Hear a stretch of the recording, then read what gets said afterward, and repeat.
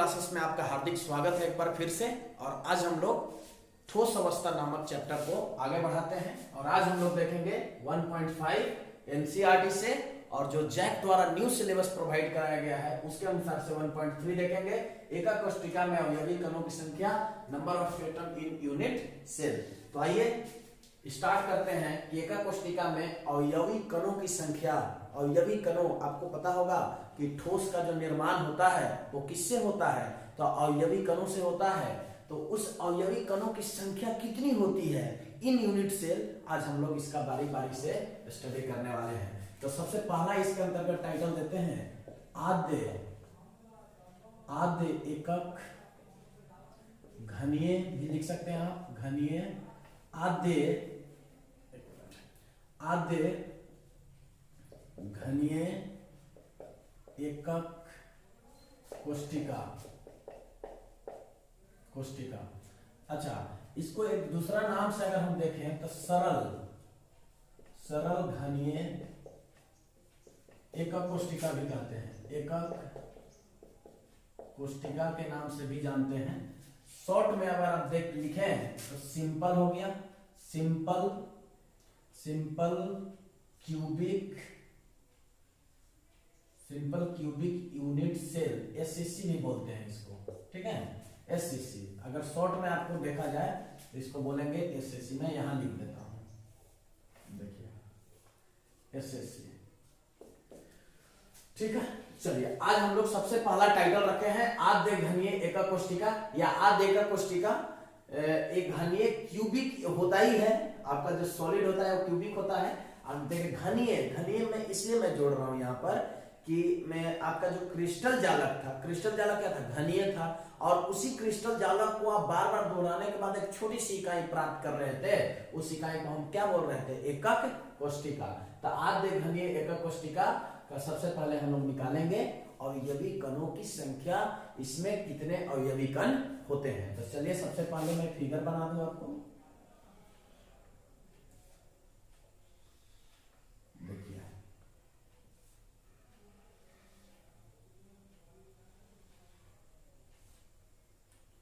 Figure बना दिया।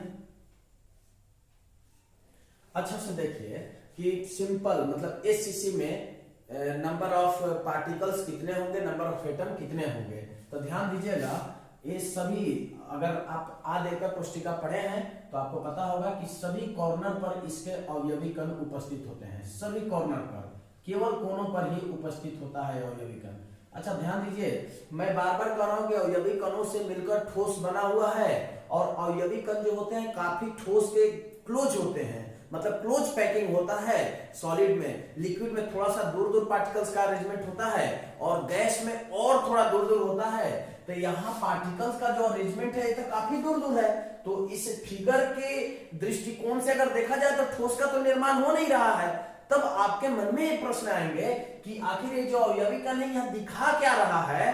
तो अगर अवयवी कणों को अगर इस प्रकार से गोले के रूप में माना जाए, अगर गोले के रूप में ऐसे माना जाए, तो जो अवयवी कण होते हैं उस सेंटर को निरूपित करते हैं, केंद्र को निरूपित करते हैं। इसी प्रकार से ये आपका सेंटर को निरूपित कर रहा है, ए बी सेंटर को निरूपित कर रहा है, A B centre, A B centre, A B centre और ए बी सेंटर और ए बी सेंटर को ही निरूपित कर रहा है। अच्छा, एक चीज मैं और यहां पर आपको बता देना चाहता हूं कि सबसे पहले हम लोग पार्टिकल्स निकालेंगे और उसके बाद इसी कोष्ठिका का हम लोग रेडियस भी निकालते चलेंगे कि ताकि आगे चलकर कोई परेशानी ना हो।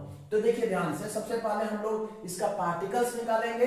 तो मैं जब कह रहा हूं कि इस फिगर के अनुसार यदि आप कहें कि इस फिगर में अवयवी कण से ठोसों का निर्माण हो रहा है तो ये बिल्कुल गलत होगा, क्योंकि जो अवयवी कण होते हैं ना वो ठोस में काफी क्लोज होते हैं और द्रव में थोड़ा सा डिस्टेंस पर होते हैं और गैस में बहुत ज्यादा डिस्टेंस पर होते हैं। तो कहने का तात्पर्य यह हुआ कि यहां पर जो अवयवी कण आपको दिख रहा है एक अवयवी कण के सेंटर को निरूपित कर रहा है, सेंटर को प्रदर्शित कर रहा है। जैसे कि यहां पर एक अवयवी कण है, देखिए, तो इसका ये जो अवयवी कण है, डॉट जो बिंदु द्वारा आप दिखा रहे हैं जिसको जालक बिंदु कहेंगे, तो ये सेंटर को निरूपित कर रहा है। तो इसके लिए अवयवी कण, इसके लिए सभी सेंटर को निरूपित कर रहा है। इसके लिए थोड़ा क्लोज बनाएंगे इस टाइप से,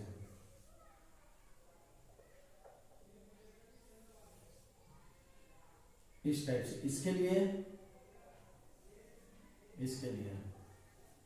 इस टाइप से अवयवी कणों का अरेंजमेंट देखा गया। तो अब आपको जो बिंदु दिखाई देगा उसको अवयवी कण तो मानना ही है, और ये अवयवी कण क्या दिखा रहा है, एक गोले का सेंटर दिखा रहा है, केंद्र को निरूपित कर रहा है। तो अगर ध्यान देंगे कि इस स्थिति में हमारा कितना अवयवी कण था, तो हमारा 8 अवयवी कण था। देखिए 1 2 3 4 5 6 7 8 अवयवी कण है। अच्छा, आदि एकक कोशिका जब हम पढ़ा रहे थे तो वहां पर बताया था आपको कि जो आपका अवयवी कण है वो सिर्फ एकक कोशिका के कोनों पर उपस्थित होते हैं। तो आपको तो ये पता चल गया कि अगर हमको यहाँ पर जेड निकालना होगा, अगर यहाँ पे परमाणु की संख्या निकालनी होगी, जेड निकालना होगा, तो सबसे पहले तो आठों कॉर्नर पर 8 अवयवी कण है, तो पहले सबसे पहले तो हम 8 लिख देंगे। अच्छा, उसके बाद जो एक अवयवी कण की अगर बात करूं, ये जो अवयवी कण आपको दिख रहा है, ये अवयवी कण दिख रहा है, कितना से कंबाइन है ये आपको जानना है, तो 8 से कंबाइन है। अगर ये अवयवी कण की बात करें, अगर इस अवयवी कण की बात करें तो ये भी 8 से है। ये अवयवी कण की बात करें तो ये भी 8 से है। अगर इस अवयवी कण की बात करें तो ये भी 8 से, इस अवयवी कण की बात करें तो ये भी 8 से, ये अवयवी कण की बात करें तो ये भी 8 से। मतलब यहाँ पर एक जो अवयवी कण है वो 8 अवयवी कण से स्वभाजित है। कहने का मतलब ये हुआ कि 1/8, एक जो अवयवी कण है वो 8 से स्वभाजित है, इसलिए 8 से क्या हो गया, यहाँ पर डिवाइड हो गया। तो अगर मैं इसको काट दूं तो 1 आ जाएगा। तो कहने का मतलब यह हुआ कि अगर आपको आधे एकक कोशिका है तो वहां पर आपको नंबर ऑफ पार्टिकल्स निकालना है। नंबर ऑफ पार्टिकल्स को हमने यहां पर जेड लिया है, परमाणु की संख्या यदि आपसे वहां पर कोई पूछे कि आधे एकक कोशिका या सरल घनीय एकक कोशिका मतलब एससीसी में नंबर ऑफ एटम कितना होगा, तो नंबर ऑफ एटम यहां पर होगा 1। अब आपको समझ में आ गया होगा। चलिए अब आगे देखते हैं कि इसका रेडियस क्या कैसे निकालते हैं। रेडियस मतलब कि आर कैसे निकालते हैं, ध्यान दीजिएगा। अच्छा, आर निकालते थे हम लोग कहां पे, जब हम लोग पैकिंग एफिशिएंसी निकालना रहता था, संकुलन क्षमता निकालना रहता था। लेकिन इस बार का न्यू सिलेबस में आपका संकुलन क्षमता तो नहीं है, लेकिन रेडियस दिया हुआ है। तो रेडियस मैं आपको बता दे रहा हूं कि रेडियस कैसे निकलेगा। तो देखिए रेडियस, कोई भी एक गोले को आप बेस मान ले, जैसे कि यहीं पर आप मान लीजिए, ठीक है, यहीं पर मान लीजिए, यहीं पर मान लीजिए, कहीं पर भी एक गोला को आप अलग निकालिए। तो एक गोला को अलग निकाल दिया, तो यहां से देखिए, यहां कोर की जो लंबाई आपको दिख रहा है, यहां से यहां तक कोर की जो लंबाई दिख रहा है, देखिए ध्यान से, यहां से यहां तक और यहां से यहां तक। देखिए ये पूरा क्या होता है, डायमीटर होता है। पूरा क्या होता है, डायमीटर। अगर इस सेंटर को रिप्रेजेंट कर रहा है, इस सेंटर को अगर रिप्रेजेंट कर रहा है, तो कोर की लंबाई देखिए, कोर की लंबाई यहां से आर और यहां से आर, तो टोटल कोर की लंबाई, एकक कोशिका की कोर की लंबाई जो होती है वो त्रिज्या कहलाती है।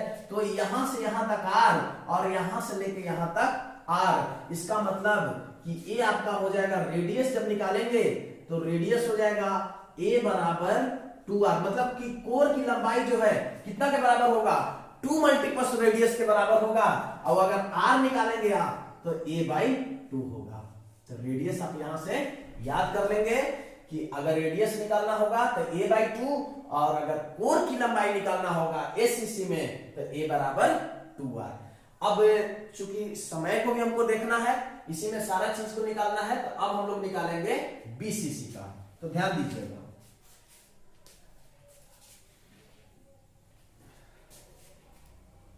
बीसीसी निकालते हैं।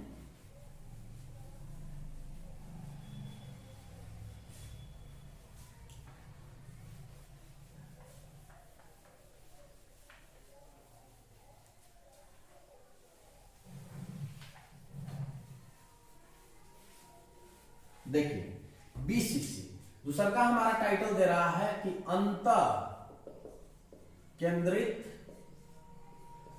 घनीय एकक कोशिका बीसीसी। बीसीसी में अगर आपको कहे निकालने के लिए कि जेड कितना होगा तो आप उसको कैसे निकालेंगे, तो सबसे पहले आपको जब बीसीसी पढ़ाया जा रहा था, बॉडी सेंटर्ड यूनिट सेल जब पढ़ाया जा रहा था, तो वहां पे बताया गया था कि अवयवी कण कोनों पर तो होंगे ही, कोनों के अतिरिक्त कहां होंगे, तो कोनों के अतिरिक्त एक अवयवी कण जो है सेंटर में होगा। एक अवयवी कण कहां होगा, सेंटर में होगा। तो देखिए ध्यान से, सबसे पहले मैं फिगर बना दूं आपके सामने।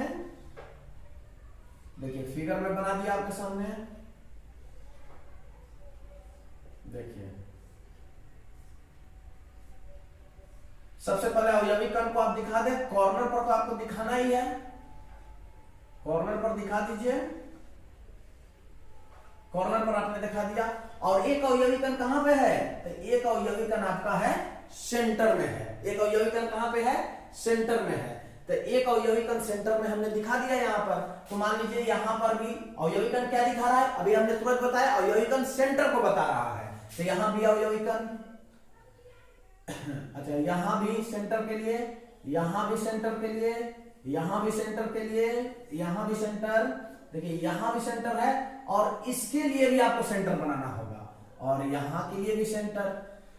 तो ध्यान दीजिएगा, अब हम सबसे पहले यहां पर जेड निकाल के आपको दिखाएंगे और रेडियस निकालने के लिए हम इस फिगर को थोड़ा सा अलग भी कंट्रास्ट करेंगे और आपको बताएंगे कि रेडियस कैसे यहां से निकल देगा और फिर कोर की लंबाई यहां पे कैसे निकलेगा। तो सबसे पहले हम यहां पर निकालते हैं particles, number of particles in unit cell BCC. BCC में नंबर ऑफ पार्टिकल्स कितना होगा, नंबर ऑफ एटम कितना होगा। तो सबसे पहले मैं आपको बता दूं कि बीसीसी में कोनों पर तो होते ही हैं अवयवी कण, कोनों के अतिरिक्त, कोनों के अतिरिक्त यहां पर कहां पे होंगे, कोनों के अतिरिक्त यहां पर होंगे सेंटर में। तो सबसे पहले कॉर्नर के लिए तो 8 इंटू 1/8 हो जाएगा और अतिरिक्त के लिए एक आपको एडिशनल जोड़ना होगा क्योंकि एक अवयवी कण कहां पे है, एक अवयवी कण उसके सेंटर में है, उसी कोशिका के सेंटर में है। तो एक ऐड कर दिए, 8 कट गया तो z equal to 1 plus 1, z equal to कितना आ गया 2। अब यहां पर आपको याद करना है कि z जो है परमाणु संख्या यहां पर बीसीसी में कितना होता है। जैसे अभी शॉर्ट में आप याद भी कर सकते हैं कि एससीसी में 1 होता है, बीसीसी में 2 होता है और एफसीसी में होता है 4। ये आपको याद रखना है। तो एससीसी, बीसीसी और एफसीसी 3 ही पढ़ना है आपको। अब यहां पर मैं आपको थोड़ा बता दूं कि अब यहां पर रेडियस कैसे निकालेंगे, रेडियस कैसे निकालेंगे, ठीक है। और कोर की लंबाई यहां से कैसे निकालेंगे, आप कोर की लंबाई कैसे निकालेंगे। तो ध्यान दीजिएगा, अगर कोर की लंबाई हमको निकालना है और रेडियस निकालना है तो इसी फिगर में कुछ कंस्ट्रक्ट करना पड़ेगा, आपको रचना करना पड़ेगा। तो मैं यहां से एक डायगोनल्स खींच रहा हूं, एक यहां पर डायगोनल्स बना दिया। इस फिगर को मैं अलग में ड्रॉ कर दूंगा, देखिए। और जो सभी कोर का जो लंबाई है, जैसे यहां से यहां तक है, ए हमने ए रखा है, यहां से यहां तक भी हमने ए रखा है और इसे भी ए रखा है। अगर मैं नामकरण की बात करूं तो मैं नामकरण लिख देता हूं, ए लिख देता हूं, बी लिख देता हूं, सी लिख देता हूं और यहां पर डी लिख देता हूं, ठीक है। चलिए अब इसी फिगर को हम अलग बनाते हैं। इस फिगर को अलग कैसे स्टडी करेंगे, देखिए इस फिगर को ही अलग बना रहे हैं। कैसे हैं, पहले ऐसे, फिर ऐसे हैं और फिर ऐसे हैं। ये थोड़ा सा अलग बना दे रहे हैं और ये आपका ऐसे है, ठीक है। यहां पर भी एक अवयवी कण दिख रहा है आपको, यहां पर भी दिख रहा है और यहां पर भी अवयवी कण दिख रहा है। ये आपका आर है। अगर ये सेंटर है, देखिए अगर ये सेंटर है तो यहां पर अवयवी कण है और यहां पर भी अवयवी कण है और यहां पर भी अवयवी कण है। तो ये आर हो जाएगा, अच्छा से ले लेते हैं, ये आर हो जाएगा, ये यहां से यहां तक आर, ये आर और ये आर, ठीक है। अगर नामकरण की बात करें तो ए रखे हैं इसका नामकरण, यहाँ बी रखे हैं और इसका नामकरण यहाँ सी रखे हैं और यहाँ पर क्या रखे हैं, डी रखे हैं। तो सबसे पहले अगर मैं इसको हल करूं तो कोर की लंबाई हम यहाँ से यहाँ तक ए लिए हैं और यहाँ से यहाँ तक भी ए लिए हैं और ए भी आपका ए लिए हैं। इसी फिगर को हमने काट कर अलग बना दिया है। अब ध्यान दीजिएगा, अगर मैं इन ट्रायंगल बात करूं, इन ट्रायंगल अगर इसमें बात करूं कि एडीबी में, ठीक है, इन ट्रायंगल एडीबी, तो एडीबी में अगर मैं बात करूं बड़ी भुजा को अगर लेके बात करूं तो बड़ी भुजा, देखिए बड़ी भुजा क्या आ जाएगा, एबी आ जाएगा। तो एबी का स्क्वायर बराबर होगा, देखिए एबी का स्क्वायर बराबर क्या हो जाएगा, AD स्क्वायर हो जाएगा और प्लस BD स्क्वायर। ठीक है, इसको इक्वेशन 1 ले लेते हैं। अच्छा, हमको रेडियस निकालना है, इसके लिए थोड़ा सा कैलकुलेशन करना पड़ रहा है, तो देखिए कैसे करेंगे। अच्छा, उसके बाद अगर इस त्रिभुज में मैं चलूं कि इन ट्रायंगल, इस त्रिभुज में मैं चलूं, इस त्रिभुज में, तो देखिए ए त्रिभुज, ए बड़ी भुजा है, इन ट्रायंगल CDB में, ठीक है, इन ट्रायंगल CDB, तो इसमें अगर मैं बात करूं तो यहां क्या हो जाएगा, तो यहां होगा BD का स्क्वायर बराबर CD का स्क्वायर प्लस BC का स्क्वायर, इक्वेशन 2। अब देखिए इक्वेशन 2 का मान इक्वेशन 1 में रख देंगे, ध्यान से देखते चलिएगा, मैं इधर कैलकुलेशन कर दे रहा हूं। अब यहां पर इसका मान देखिए, BD का मान, यहां BD है ना, यहां देखिए BD है, तो यहां पर मान रख देंगे, तो AB स्क्वायर बराबर, देखिए AD स्क्वायर तो ऑलरेडी पहले से है, तो AD स्क्वायर हो जाएगा। अब BD स्क्वायर की जगह पे आप रख सकते हैं CD स्क्वायर, तो देखिए यहां पर रख दिए CD स्क्वायर और फिर कितना रख देंगे, BC का स्क्वायर। तो अब देखो AB का मान हमारा कितना आएगा, अगर मैं अभी आपको बताऊं तो AB का मान R, मतलब टोटल डिस्टेंस कितना आएगा, टोटल डिस्टेंस यहां से लेके यहां तक डिस्टेंस कितना आएगा, तो यहां से लेके यहां तक तार, यहां से यहां तक देखो, जैसे एक अवयवी कण, तो एक अवयवी कण के लिए तो हम लोग एसएससी में निकाल लिए, एक अवयवी कण के लिए 2R आता है। आप देखिए यहां से यहां R और यहां से यहां तक R और R कितना होगा 2R, और एक R यहां 3R और एक R यहां पर, टोटल कितना हो जाएगा 4R हो जाएगा। तो यहां पर हम लोग लिख सकते हैं 4R का स्क्वायर, और देखिए AD का हमने 4 की लंबाई कितना लिया है, A लिया है, तो A स्क्वायर हो जाएगा। CD का भी हमने A लिया है, तो A स्क्वायर, और उसके बाद BC का भी लिया है हमने A स्क्वायर। तब कैलकुलेशन देखिए, 4R का स्क्वायर, उसी चीज को मैं यहां लिख दे रहा हूं, तो 3A स्क्वायर हो जाएगा, तो 4R स्क्वायर बराबर 3A स्क्वायर। अगर रेडियस को आपको अलग करना है तो R स्क्वायर अलग हो जाएगा, तो 3/4, ध्यान दीजिएगा 3/4, और यहां हो जाएगा A स्क्वायर। अगर R को अलग करेंगे तो इधर रूट में आ जाएगा, √3/4, ठीक है। उसके बाद यहां पर होगा A स्क्वायर। अगर रूट से आप बाहर निकाल देंगे, रूट से अगर बाहर निकाल देंगे R बराबर, तो √3 देखो √3 क्या हो जाएगा 2 हो जाएगा यहां पर, और यहां पर हो जाएगा A। क्लियर है?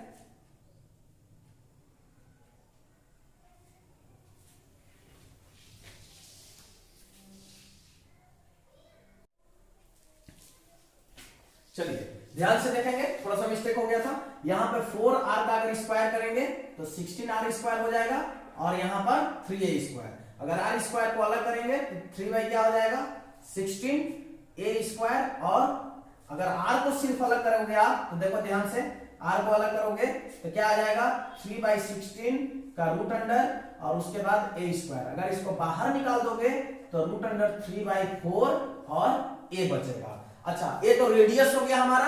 अगर यहाँ पे कोण की लंबाई अगर आपसे पूछे, तो कोण की लंबाई के लिए A क्रॉस मल्टीप्लाई कर देंगे 4R बटा √3, तो यहां से रेडियस हमारा हो गया √3A बटा 4, और A निकल कर आ गया 4R बटा √3। एग्जामिनेशन दृष्टिकोण के लिए रेडियस आपको याद करना होगा, जैसे अभी हमने निकाला ACC का निकाल लिया, A बराबर हमने 2R निकाला, तो यहां से R बहुत आसानी से निकाल सकते हैं A/2।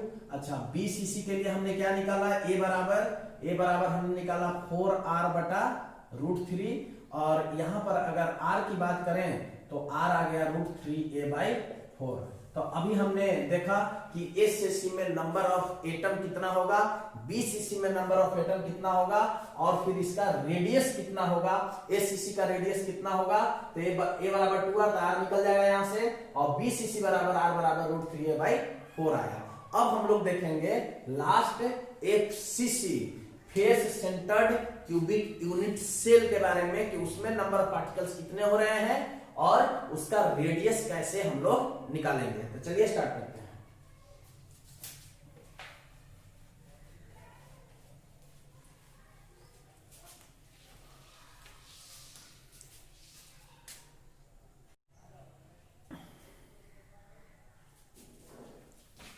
चलिए अब हम लोग देखेंगे लास्ट, फलक केंद्रित घनीय एकक कोष्ठिका नंबर C, फलक केंद्रित घनीय एकक कोष्ठिका। फलक केंद्रित घनीय एकक कोष्टिका। ये देखते हैं हम लोग face centred cubic unit cell. अच्छा, इसका आप शॉर्ट में क्या बोल सकते हैं, एफसीसी, याद रखिएगा। सबसे पहले तो इसका फिगर बना लेते हैं। देखिए फिगर,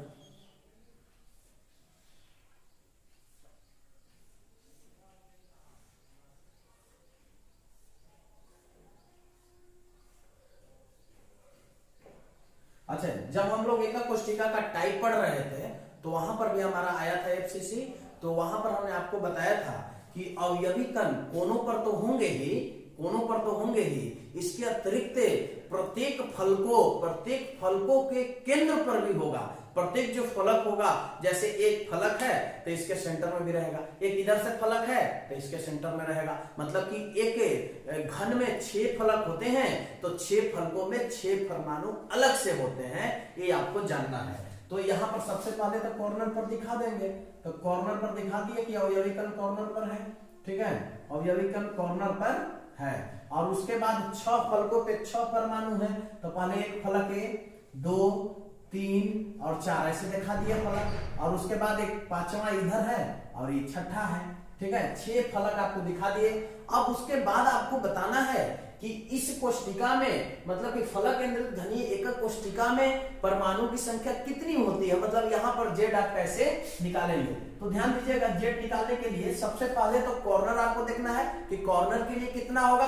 तो केवल कोनों पर उपस्थित होता था, तो उसके लिए हम लोग कैसे निकालते थे, 8 कोनों पर उपस्थित है तो एक जो अवयवी कण है पूरा 8 से सहभाजित है, तो 1/8 यहाँ पर हो जाएगा, डन दीजिए। और प्लस उसके बाद देखिए, अब इसके अतिरिक्त कहता है कि कोनों के अतिरिक्त, हम लोग चूंकि केंद्रित एकक कोष्टिका हम लोग पढ़ रहे हैं ना, तो केंद्रित एकक कोष्टिका में कोनों पर तो होता ही है, उसके अतिरिक्त एकक कोष्टिका में ही अन्य स्थानों पर भी अवयवी कण उपस्थित होता है। तो 8 गुणे 1/8 ये तो हो गया, कॉर्नर के लिए कट गया।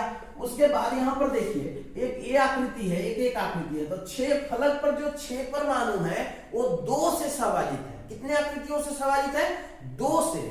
तो यहां पर लिखेंगे पहले 6, और यहां से देखिए एक आकृति आपको यहां दिखाई दे रहा है और एक आकृति आपको यहां दिखाई दे रहा है, तो मतलब 2 ज्योमेट्रिकल शेप से सहभाजित है, इसलिए 1/2। तो 2 3 जा 6, यहां पर 1 निकला, तो z बराबर 1 + 3 और z = 4।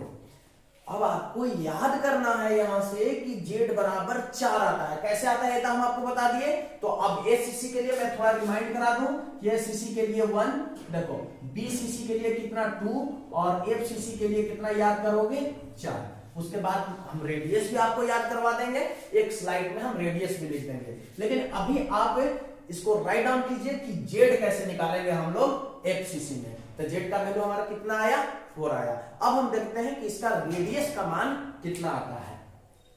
देखिए रेडियस का मान कितना आता है, देखिए ध्यान से।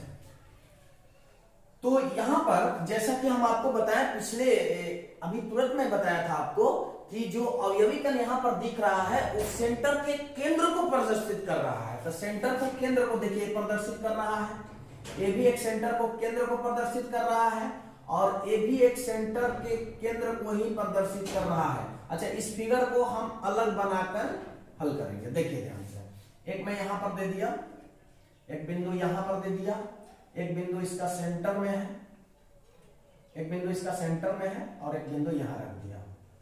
अब इसको मिला दिया, देखिए ध्यान से।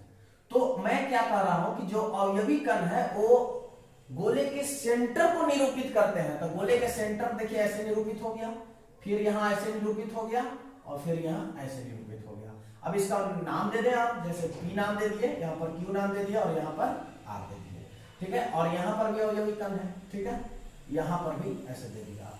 तो अब ध्यान दीजिए, हमने इस अवयवी कण को लेकर मैं बना रहा हूं, ठीक है। सभी जगह अवयवी कण है जो सेंटर को रिप्रेजेंट कर रहे हैं। तो यहां पर R हो गया, यहां पर R, यहां पर R और यहां पर भी R। मतलब टोटल डायगोनल्स की अगर बात करें, यहां से यहां तक की बात करें, तो ये आप किसके बराबर होगा, 4R के बराबर होगा। तो आइए इन ट्रायंगल यहां चलें कि इन ट्रायंगल PQR, तो क्या हो जाएगा, पी आर का होल स्क्वायर हो जाएगा। उसके बाद क्या हो जाएगा, पी क्यू का whole square plus Q R का होल स्क्वायर।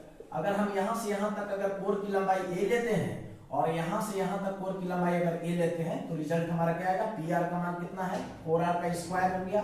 पी क्यू का वैल्यू कितना आपने लिया है, ए स्क्वायर, और ए लिया है ए स्क्वायर हो जाएगा, क्यू आर मतलब ए स्क्वायर। यहाँ क्या हो जाएगा 16r स्क्वायर और यहाँ क्या हो जाएगा 2r 2a स्क्वायर। तो 2 8 जा 16 कट गया तो 8r square equal to a square. अगर मैं यहाँ पर r की बात करूं, अगर मैं यहाँ पर r की बात करूं तो r स्क्वायर को अलग करूं तो a स्क्वायर भाई हो जाएगा 8। ठीक है, अगर r को मैं अलग करूं यहाँ पे तो a, देखो ध्यान से, a हट जाएगा और 8 का कितना होता है 2√2, हमारा रेडियस निकल के आ गया। अगर यहाँ कोर की लंबाई आपसे पूछेगा तो 2 × 2√2 r, दोनों चीज यहाँ पर निकल कर बाहर आ गया।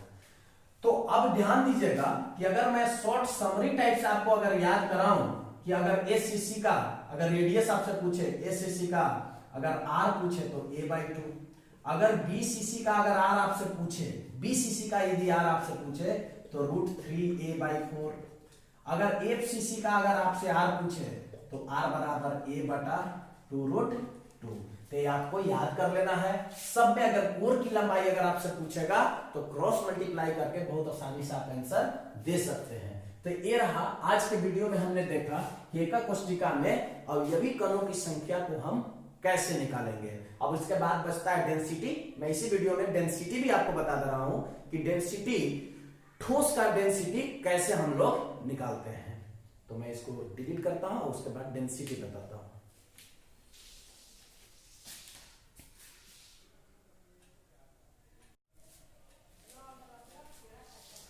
अब आइए बात करते हैं कि ठोसों के घनत्व की हम लोग गणना कैसे करेंगे। तो डेंसिटी,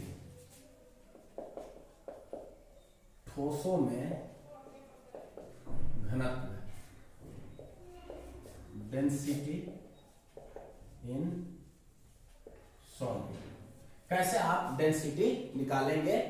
एकक कोष्ठिका का अगर डेंसिटी आपको निकालने के लिए रहेगा, अच्छा ठोसों में घनत्व यहां दे देते हैं, एकक कोष्ठिका में डेंसिटी ऐसे लिखे जाते हैं, एकक कोष्ठिका में घनत्व, density in unit cell, unit cell. अब ध्यान दीजिएगा, डेंसिटी के लिए अगर फॉर्मूला की बात करें तो Z गुना होता है m और AQ इंटू Na। अब इसका मतलब मैं बता दे रहा हूं आपको। देखिए घनत्व बराबर क्या होता है, द्रव्यमान, द्रव्यमान बटा आयतन। ठीक है, अगर कोर की लंबाई, एकक कोष्ठिका की अगर कोर की लंबाई आपने a रखा है तो आयतन ऑफ कोर्स लंबाई गुने चौड़ाई गुने ऊंचाई हो जाएगा तो AQ हो जाएगा, और द्रव्यमान क्या होगा m। तो यहाँ Z क्यों लगा हुआ है, तो Z हमने अभी जब एकक कोष्ठिका का परमाणु संख्या अवयवी कणों के साथ उसका द्रव्यमान होगा, अवयवी कणों का अवयवी कण आपने निकाल लिया। अच्छा अब यहां पर भी डिपेंड करेगा कि किस प्रकार के एकक कोष्ठिका का आप डेंसिटी निकाल रहे हैं। अगर एसीसी का निकाल रहे हैं तो Z का मान आपको 1 लेना होगा, अगर बीसीसी का निकाल रहे हैं तो Z का मान 2 लेना होगा, अगर एफसीसी का आप निकाल रहे हैं तो Z का मान आपको 4 लेना होगा। तो इस टाइप से आपको निकालना होगा। तो उसका अवयवी का नंबर ऑफ पार्टिकल्स के साथ उसका द्रव्यमान लिखा गया है। और देखिए मोल, मोल कितना होता है, एक मोल बराबर कितना होता है तो 6.022 इंटू 10 के पावर 23 होता है। नंबर एक फिक्स है, अणु के लिए भी है, परमाणु के लिए भी है और आयन के लिए भी है, तो सभी के लिए है, एक नंबर फिक्स होता है एवोगाड्रो नंबर। अगर आप मोल कंसेप्ट अगर पढ़े होंगे फर्स्ट ईयर में तो आप इसके बारे में बेहतर जान रहे होंगे। तो यहाँ पर Na है तो सबके बारे में लिख देते हैं। D बराबर क्या है आपका घनत्व है, Z बराबर क्या है परमाणु संख्या, परमाणु संख्या जो अभी हमने निकाला। एसएससी के लिए 1 लीजिएगा, बीसीसी के लिए 2 लीजिएगा और एफसीसी के लिए क्या लीजिएगा, मैं यहां पर लिख देता हूं एसएससी 1 और बीसीसी के लिए कितना लीजिएगा 2 और एफसीसी के लिए कितना लीजिएगा 4। अच्छा उसके बाद हमारा क्या है एम, एम है आपका आणविक द्रव्यमान, आणविक द्रव्यमान। अच्छा किसी किसी कंडीशन में आणविक द्रव्यमान दिया हुआ रहेगा और किसी किसी कंडीशन में आणविक द्रव्यमान निकालना आपको रहेगा, तो उस समय हम क्रॉस मल्टीप्लाई करके आणविक द्रव्यमान निकाल देंगे। हाँ लेकिन ध्यान दीजिए वहां पर डेंसिटी आपको दिया हुआ रहेगा जहां पर आणविक द्रव्यमान निकालना होगा। उसके बाद AQ की अगर बात करें तो ये है एकक कोष्टिका के कोर की लंबाई। अच्छा, Na की बात करें तो ये है एवोगाद्रो नंबर, एवोगाद्रो संख्या। ठीक, कितना होता है तो 6.0T2 इंटू 10 के पावर 23 होता है। इस चीज को हम प्रूफ भी किए होंगे क्लास, यदि आप हमसे पढ़े होंगे तो मोल कंसेप्ट के अंतर्गत इस संख्या को प्रूफ भी किए थे। तो Na बराबर आपको इतना लेना है।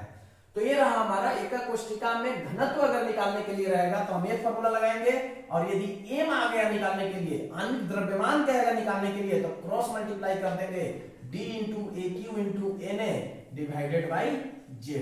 इस फॉर्मूला का हम यूज यहां पर करेंगे। तो ये रहा आज का वीडियो। आज के वीडियो में हमने देखा कैसे निकालेंगे एकक कोष्टिका में अवयवी कणों की संख्या कैसे निकालेंगे, उसका रेडियस कैसे निकलेगा।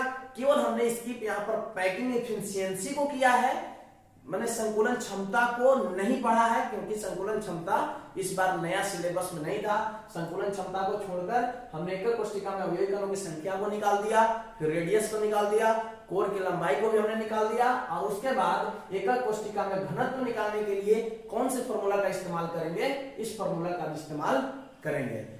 तो आज के लिए बस इतना ही। नेक्स्ट वीडियो में हम देखेंगे, चौथा टाइटल लेकर आएंगे। तीसरा टाइटल आपका समाप्त हो गया, टोटल 5 टाइटल आपको पढ़ना है ठोस अवस्था में। नेक्स्ट वीडियो में हम लेकर आएंगे चौथा टाइटल रहेगा डिफेक्ट इन सॉलिड। उसमें हम बिंदु दोष के बारे में देखेंगे, और बिंदु दोष का 2 टाइप है, फ्रेंकल दोष और शॉर्टकी दोष। सिर्फ 2 ही प्रकार के दोष आपको पढ़ना है नया सिलेबस में, दोनों प्रकार के दोष देखेंगे।